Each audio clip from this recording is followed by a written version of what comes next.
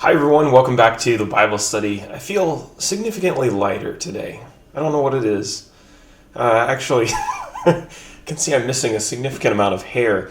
This is not my usual haircut. It's a little bit shorter than usual. For the last, couple years, I've cut my own hair because I hate going to the barber. It's just like a personal thing I hate. And so I cut my own hair, and usually, it turns out okay. Like, I don't ever look too terrible, I don't think. But I started last night, and I realized I didn't have any scissors, like, halfway through. I don't know where the scissors went, and so it was just the buzzer for me. But anyway, enough about my hair. Let us talk about 2 Chronicles chapter 5. And this is a rather short chapter. It's talking about something that we've already talked about in 1 Kings. You can download the PDF on our website. When did the events of 2 Chronicles take place? Well, 2 Chronicles 5 discusses events that took place in the early years of the reign of King Solomon, like all the other chapters pretty much that we've talked about in 2 Chronicles so far. From his 4th year as king to his 11th year as king, he was building the temple. Solomon he reigned as king in total for 40 years, so this is the beginning of that. His reign started around 1015 BC, ended around 975 BC. Okay, key characters. First, Solomon, of course, the third king of the United Kingdom of Israel and Judah. Levitical priests. Now, these Levitical priests were some special priests that were in charge of carrying the Ark of the Covenant and the holy items. They were from the family of Kohath, if you remember that from, I think, the book of Numbers. So they were the only ones who were allowed to carry the Ark of the Covenant, and in this chapter they're going to move it from a tent where it's been in Jerusalem into this new temple that Solomon has built.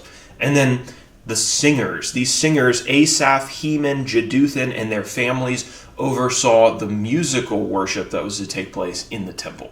You already know that the temple was going to be built in Jerusalem in the place called Mount Moriah, also a place known as Zion. So Jerusalem is the key location of this chapter. So that then takes us over to our outline. We've only got one section heading here to cover the 14 verses of this chapter. The temple is finished and the Ark of the Covenant is put inside. Solomon finished the temple, and he filled it with all of the treasures that he and his father David had collected over the years. All the people then assembled in Jerusalem for the special occasion when the Ark of the Covenant, which was kind of the centerpiece of the old tabernacle, was going to be moved into its new home in the most holy place within the new temple. Solomon and the people offered so many sacrifices on this day that it says they couldn't even be numbered. Now, do you remember where the Ark of the Covenant was previous to this? Well, originally it was in the tabernacle, but David had actually moved it from the tabernacle to Jerusalem, and it was in its own special tent. And so the Levites in this chapter take it from that tent and they move it into the temple. The ark was moved into the most holy place underneath the wings of the 2 golden cherubim. We're also told, interestingly, that the tabernacle, the tent that was originally built by Moses, was also stored in the temple. So if you ever wonder where the tabernacle went, it was put inside of the temple. When the ark was in place, the Levite singers who we talked about began singing, and they were accompanied by 120 trumpeters and by other instruments. And they sang, quote, "For he is good, for his steadfast love endures forever," verse 13. And when God heard this song, he did something really interesting. A cloud filled the temple, and the glory of the Lord filled the house. You remember, it was a cloud that had guided the Israelites to the promised land when they were in the wilderness, right? So now again, a cloud fills this holy location, symbolizing that God approved of what was being done here. So that is 2 Chronicles chapter 5. Now let's talk about our application, and it relates to the temple project. Personally, I have a tendency to think in the short term. I want to work on something and complete it and see results in just one day or 1 week. I don't want to have to wait for it. And I imagine that you might be the same.